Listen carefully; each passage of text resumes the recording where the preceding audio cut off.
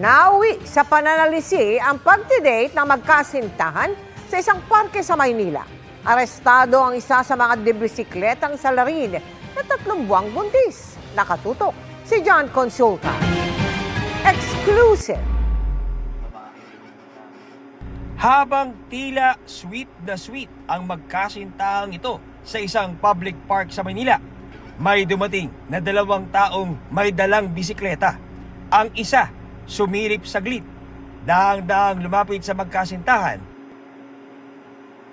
at mabilis na kinuha ang isang bag. Agad umalis ang 2 salarin sakay ng bisikleta. Malamang binabantayan na ito ng mga suspect natin. Nagkaroon ng pagkakataon, nilapitan nung lalaki, kinuha yung bag at pinasa dun sa kasamahan niya na si alias Salve. At umalis na sila at makikita naman natin dun na hindi napansin nito mga biktima natin yung pangyayari. Natukoy at naaresto ang isa sa mga suspect, isang babaeng 3 buwang buntis. Umamin siya sa krimen. 700 lang po yun. Laptop at saka yung cellphone. Bakit mo nagawa po? Sa pangangailangan lang po. Sa pagkain. Hindi rin po ako nagsisisi. Nagawa ko na magsisisi ka pa. Hindi na po. Hinahanap pa ang kanyang kasabwat.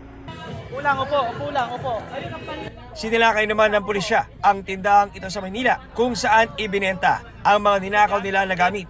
Dito na-recover ang laptop at cellphone na ibinenta sa halagang 700 pesos. Inaresto ang 2 inabutan sa tindahan. Tumanggi silang magbigay ng pahayag. Bukod sa arestong salisi, kakasuhan din daw nila ang mga taong nahuling bumibili ng mga ninakaw na gamit.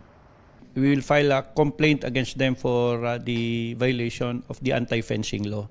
Kasi sa kanila po binenta yung nasalisin nitong mga suspect natin at dapat hindi ho sila dapat bumibili ng mga bagay na ninakaw. Paalala naman ng MPD.